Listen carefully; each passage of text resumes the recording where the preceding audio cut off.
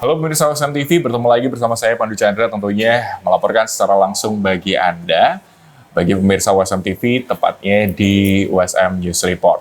Dan siang hari ini, atau tepatnya di momen-momen ini, Indonesia kerap kali mendapatkan tanggapan-tanggapan dari berbagai pihak, tepatnya dari Amerika Serikat menyoal GPN dan juga KRIS. Metode pembayaran Quick Response Code Indonesian Standard atau KRIS ini jadi salah satu poin di mana Amerika sangat menyoroti begitu dalam. Pasalnya usai Amerika Serikat menetapkan tarif Trump kepada beberapa negara, ini tentu saja menuai pandangan dari berbagai pihak. Dan kira-kira apa dampaknya bagi Indonesia apabila KRIS ini dan juga GPN dihilangkan atau dikurangi penggunaannya? Seperti apa kita akan langsung tanyakan dan sudah bersama-sama dengan saya. Ini ada Ibu Dr. Dian Indudewi yang merupakan dosen Fakultas Ekonomi Universitas Semarang. Halo Ibu, Halo selamat juga, Mas. siang. Selamat siang. Baik, sehat Ibu ya? Sehat. Oke. Nah tadi sudah saya sampaikan Ibu beberapa kondisi terkait dengan kondisi yang ada saat ini pasca Trump ngeluarin tarif dagang di dunia internasional. Dan ini juga sempat jadi sorotan karena tarifnya ini beraneka ragam. Salah satunya Indonesia ini karena tarif itu 32 atau 34% gitu ya. Dan kemarin juga sempat dikirimkan delegasi dari Indonesia untuk ke Amerika negosiasi ulang. Kira-kira tarifnya seperti apa. Dan habis itu muncul nih pembahasan tentang GPN dan juga KRIS. Nah, kira-kira kalau dari akademisi Bu, melihat hal ini seperti apa sih? Iya, thank you Mas Pandu. Jadi mungkin kita melihat dulu ya bahwa fenomena KRIS dan GPN ini sekarang ini memang luar biasa.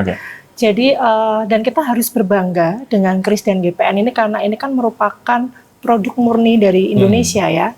Yang ini juga kalau saya mungkin bisa berpendapat ini adalah kedaulatan ekonomi kita juga sebenarnya gitu. Jadi dengan KRIS dan GPN itu kita sangat dimudahkan transaksinya. Terutama ini juga membantu untuk yang seperti pelaku usaha mikro, menengah itu kan untuk transaksi pembayaran itu sangat-sangat dimudahkan lah. Seperti contohnya kita ini nih. Jadi kalau sekarang kayak Mas Pandu ke kantin, kita kan udah nggak usah lagi ribut-ribut mikirin cash, kita bawa dompet gitu ya. Sekarang semua juga bisa scan dengan KRIS. Kemudian selain itu juga dengan KRIS ini kan sekarang sudah dikembangkan oleh BI bahwa transaksi KRIS ini juga udah lintas negara. Jadi sekarang yang sudah bergabung ke kita itu ada, setahu saya ada Malaysia, kemudian Thailand, kemudian ada Singapura, di mana kita kalau bertransaksi itu kita sudah bisa menggunakan KRIS, jadi sudah sesuai dengan mata uang lokal kita masing-masing seperti itu. Jadi bisa dibayangkan gimana dengan adanya KRIS dan GPN ini sangat memudahkan ya. Dan kemudian ini juga mengeliminasi gitu ya, seperti biaya-biaya administrasi yang selama ini kalau kita menggunakan terutama transaksi luar itu kita dengan adanya Visa, Mastercard yang notabene-nya itu tinggi, dengan adanya KRIS dan GPN itu sebenarnya sangat membantu bagi kita terutama untuk pelaku usaha. Nah jadi kalau tadi yang disampaikan Mas Pandu, ya ini mungkin bisa dianggap oleh Amerika sebagai ancaman juga gitu loh. Jadi kenapa kemudian dari kemarin ya terkait dengan tarif dagang perang tarif itu salah satu yang terseret adalah KRIS dan GPN. Seperti itu karena ya transaksinya sudah sekarang luar biasa dengan mungkin dari data juga sepertinya di tahun 2025 ini pemakai KRIS sudah meningkat hampir 160% kayaknya. Kemudian juga ya tadi akhirnya mungkin itu bisa membuat ancaman karena meminimalisir ya peran dari Visa, Mastercard yang kita tahu itu semua berasal dari Amerika. Seperti itu. Nah ini melihat hal ini Bu, fenomena ini. Kalau kabar yang terbaru saya dapatkan ini Jepang, India juga mulai nih. Mulai ada kerjasama dengan KRIS juga. Dan beberapa waktu lalu juga setelah 1 bulan layanan baru KRIS-nya ini dioptimalkan, itu transaksi juga cukup tinggi. Jadi peluang yang menarik juga nih. Nah ini bisa dibilang Amerika lagi kondisinya ketar-ketir dong melihat hal ini. Panas kayaknya. Apakah ini nanti kemungkinan ke depan kira-kira pemerintah akan mengikuti tawaran dari Amerika atau gimana?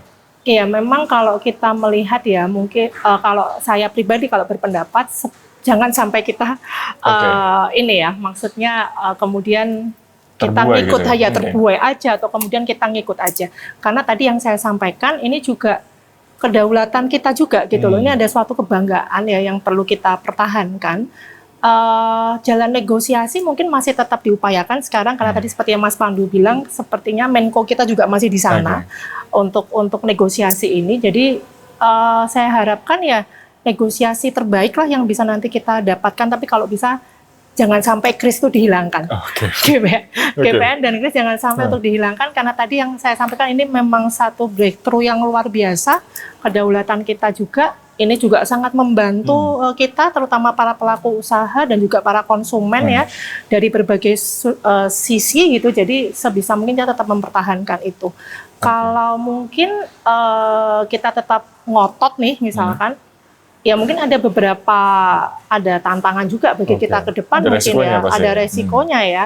Entah nanti mungkin dari Amerika mereka kayak ada pembatasan misalkan kita kan juga masih ada hubungan dagang ya, kita mungkin entah nanti tarifnya juga ada penekanan lagi, kemudian mungkin juga terkait investor asing juga bisa aja terbatas masuk ke kita, karena kemarin kan pasar modal kita juga sempat goyah tuh, berguncang luar biasa. Kita kena merah-merah delima nih, bikin ketar-ketir teman-teman yang mungkin juga jadi ini ya main saham ya. Nah itu juga ya bisa jadi akan berimbas ke sana juga kalau memang ini ya. Tapi harapan kami sih mudah-mudahan ini muncul nanti negosiasi yang menjadi win-win solution untuk kita semua antara Amerika dan Indonesia. Tapi harapannya kalau bisa jangan sampai hilang KRIS dan GPN. Berarti banyak sekali yang menyuarakan pertahankan KRIS ini. Sebenarnya apa sih Bu yang jadi alasan kenapa kok pemerintah nih harus banget mempertahankan KRIS? Kenapa nggak boleh kita ngikutin Amerika aja deh? Gitu. Iya tadi yang pertama ini kan kedaulatan ya. Salah satu breakthrough luar biasa dari Indonesia ya melalui BI dan OJK. Kemudian tadi ini tuh inklusi keuangan yang jadi tadi ini Indonesia kan juga ingin rata ya secara perekonomian, secara akses kita ke perbankan juga. Nah, gimana dengan adanya KRIS dan GPN ini itu sebenarnya membantu kita baik tadi pelaku usaha, kemudian masyarakat biasa sebagai konsumen, dan ini nggak mengenal kelas ekonomi bawah atas, itu kan semuanya bisa akses kan. Nah ini juga satu hal yang sangat penting bagi kita gitu loh. Di luar ada keuntungan-keuntungan lain seperti yang tadi sempat saya sampaikan, secara tarif transaksinya lebih murah, kemudian kita melindungi kondisi kita juga di Indonesia, perekonomiannya juga lebih bagus seperti itu. Berarti memang ini tuh jadi solusi bagi pemerintah untuk melindungi warga negaranya, terutama dari dampak ekonomi. Betul sekali. Menarik banget ya. Ternyata banyak sekali yang bersuara agar KRIS ini tetap dipertahankan. Tapi kalau boleh diberikan komentar nih Bu, menyoal hal ini, berarti besar banget harapan dari para pakar atau mungkin ekonom dan akademisi untuk tetap hold dan tahan KRIS ini tetap berdiri. Betul sekali.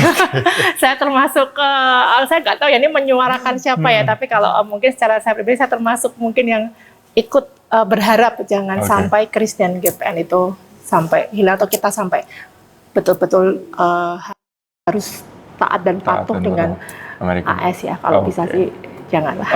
Baik. Dari tadi pemirsa obrolan singkat saya bersama dengan Bu Indu, tentunya dosen Fakultas Ekonomi Universitas Semarang. Dan tentu saja nanti kami akan kembali bersama dengan isu-isu ataupun topik-topik yang sedang hangat dibicarakan saat ini. Tentu saja Anda jangan kemana-mana, tetap bersama kami tentunya di USM News Report.